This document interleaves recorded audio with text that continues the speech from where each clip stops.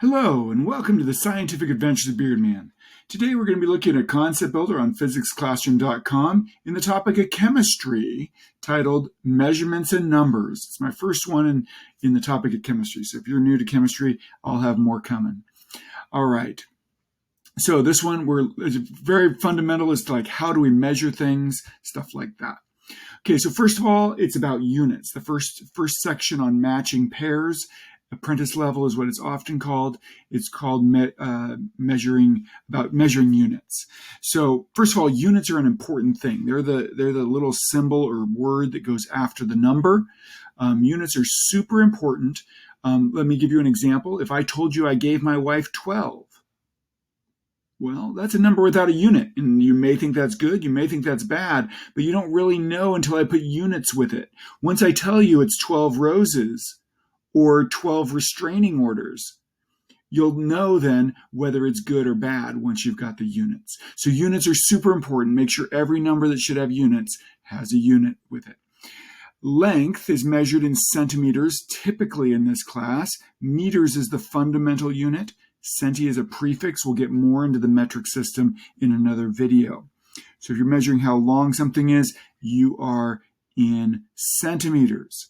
Once you go to area, okay, you've got centimeters times centimeters like you do in math class. Well, centimeters times centimeters will give you centimeters squared. Okay, so if you're looking for area, you should be looking for centimeters squared. If you are looking for volume, now you have centimeters times centimeters times centimeters. That's going to give you centimeters cubed, and that's volume.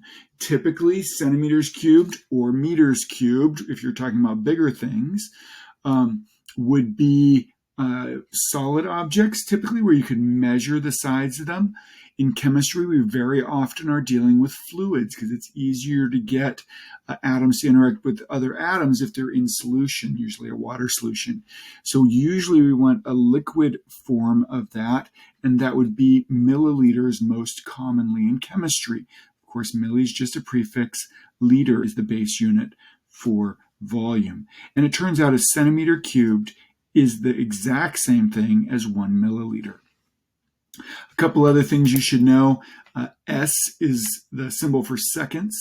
I bet you can figure out what that measures.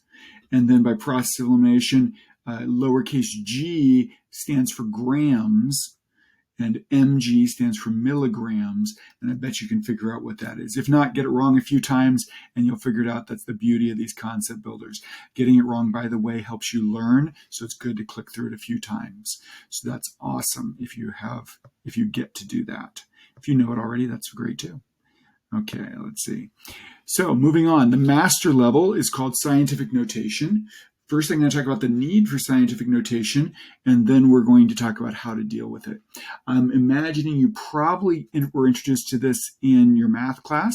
If not, I'm going to try and give you enough to get by, but you might need some help from your teacher, so feel free to check on that. There's plenty of other videos you can get to get in-depth learning about scientific notation. But here's the basic idea. If we wanted to measure, say, an electron, most of you, I think, know that atoms are made up of protons, neutrons, and electrons. Electrons are the smallest particle. Their mass is this number of grams. Remember, grams is a unit of mass. So that is not a friendly number because we have to count all these zeros to understand exactly how small it is. So what we do with numbers like this, instead of counting all those zeros so we can know what place this 9 is in, instead we count them up once when we do it, and then we write it like this. We always put the decimal point after the first non-zero digit.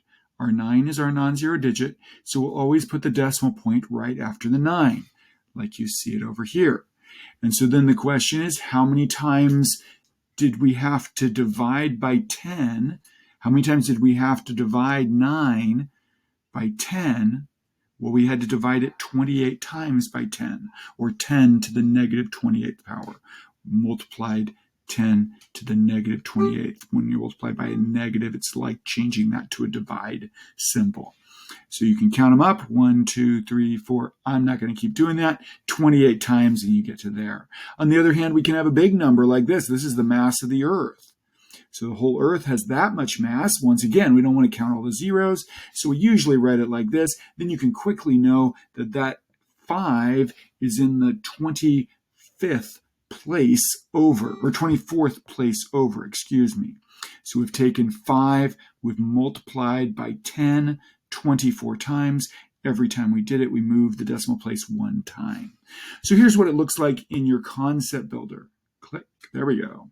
All right, so you're given a number up here. Sometimes you're given a number that is not in scientific notation, and you have to move it to scientific notation. Sometimes it's the other way around, and I'll do a problem like this, and then I'll talk you through how you would do it backwards.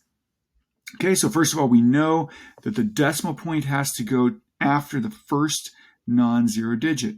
So we keep moving until it's after the first non-zero digit. Well, how many times did we move it? We moved it 1, 2, 3 times. So if we had to move it 3 times, then we're going to have 10 to the third. But then the question is it positive third or negative third? Well, if we take the number that we've got now, 2, and we want to get to this, are we going to have to divide by 10 or multiply by 10? Well, if we want to take 2 and turn it into this, we're going to have to divide by 10. So it's going to be a 10 to the negative third. If we had to go the other direction, because we're starting with a very big number, then we'd have a positive exponent because we had to make it bigger. If you start with a number like this, 2.28 times 10 to the negative third, and you're down here at 2.28, and they ask you to move the decimal, well, I wrote that wrong. Times 10 to the negative third. Very different, but this is what you'll see all the time. Apologize for that. So 10 to the negative third here, that means that we're going to be dividing this negative here, this negative right above that, right here, this negative means that we're dividing instead of multiplying. So we're going to divide by 10 3 times. That means making it smaller. So 1, 2, 3. It'll automatically add the zeros in for you and move the decimal point over as you click the arrow. By the way, you move the decimal by clicking these arrows. For our example here, you click that way.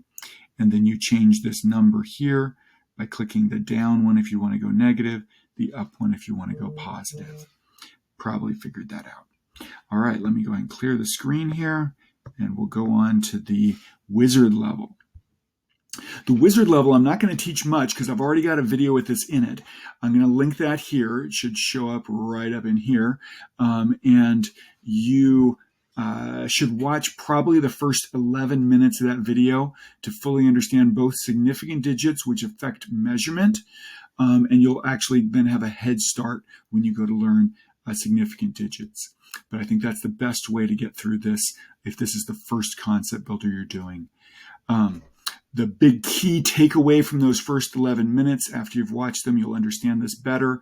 Feel free to pause right now and go and watch that, is to always include one estimated digit. For this one where we're measuring things, always include one estimated digit, just like it said in that other video. All right, if you have any questions, please put them in the comments below. I'd love to help you out. If you enjoyed this video and it helped you learn a little bit about some of how to deal with numbers here in chemistry, go ahead and click that like and subscribe button, and I'll catch you the next time on the scientific adventures of Beardman.